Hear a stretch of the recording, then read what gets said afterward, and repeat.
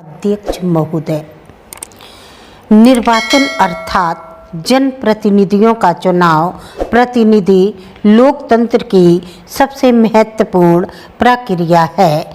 यह सर्वविदित है कि भारत प्रतिनिधि लोकतंत्र का सर्वोत्तम उदाहरण है, क्योंकि यह न केवल विश्व का सबसे बड़ा लोकतंत्र है, बल्कि यह सबसे सफल लोकतंत्रों में से भी एक है।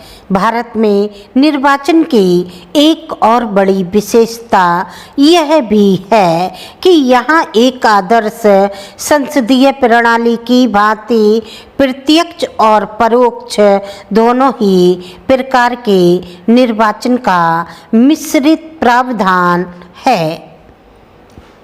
प्रत्यक्ष लोकतंत्र के लिए हमने फर्स्ट पास्ट द पोस्ट प्रणाली अपनाई है, जिसका अर्थ यह है कि सबसे अधिक वैध मत प्राप्त करने वाला प्रत्याशी विजयी होता है। यह प्रणाली ग्राम पंचायत, राज्यों की विधानसभाओं और लोकसभा के निर्वाचन में प्रयोग में लाई जाती है। दूसरी ओर अप्रत्यक्ष निर्वाचन के लिए आनुपातिक प्रतिनिधित्व प्रणाली के तहत एकल संक्रमणीय पद्धति का प्रयोग जिला परिषद, विधान परिषद, राज्यसभा, राष्ट्रपति और उपराष्ट्रपति के निर्वाचन में किया जाता है। यहाँ यह उल्लेख भी समीचीन है कि संरचना की दृष्टि से भारत एक संसदीय परिसंघ है, अतः राज्यों में निर्वाचन भी संसदीय निर्वाचन के समान महत्वपूर्ण है।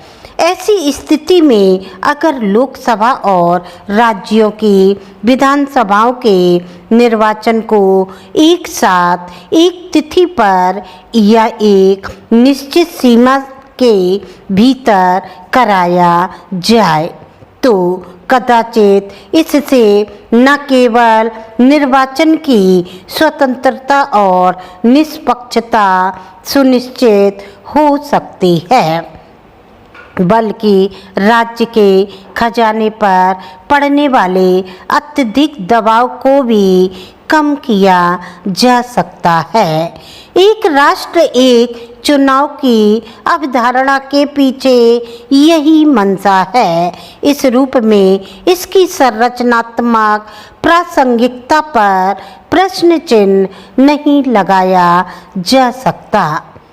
सितंबर 2023 में पूर्व राष्ट्रपति रामनाथ कोविंद की अध्यक्षता में एक उच्च स्तरीय समिति गठित कर उसे इसकी व्यवहार्यता बताने की जवाबदेही दी गई थी। समिति द्वारा impact of electoral cycle and नामक शोध पत्र के आधार पर यह संकेत दिया गया है कि एक साथ चुनाव से उच्च आर्थिक विकास को गति मिलेगी और पूंजी व राजस्व पर व्यय में सरकारी निवेश अधिक होगा।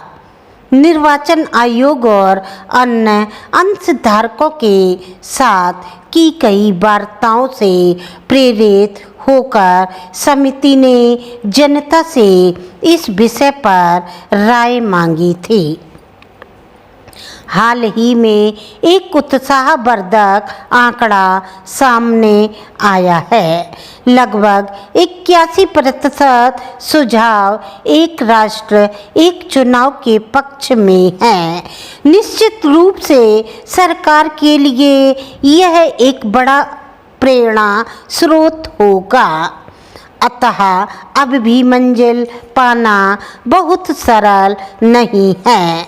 एक ओर इसका विरोध करने वालों द्वारा उठाई गए मुद्दों को संबोधित करना आवश्यक है, वहीं दूसरी ओर इसके संवैधानिक पक्षों पर गौर करना भी अनिवार्य है। ध्यातव्य हो कि 1967 तक देश में एक साथ चुनाव कराए जाते रहे थे, लेकिन 1978 और 1969 में कुछ राज्यों की विधानसभाओं के भंग हो जाने के कारण यह परंपरा टूट गई।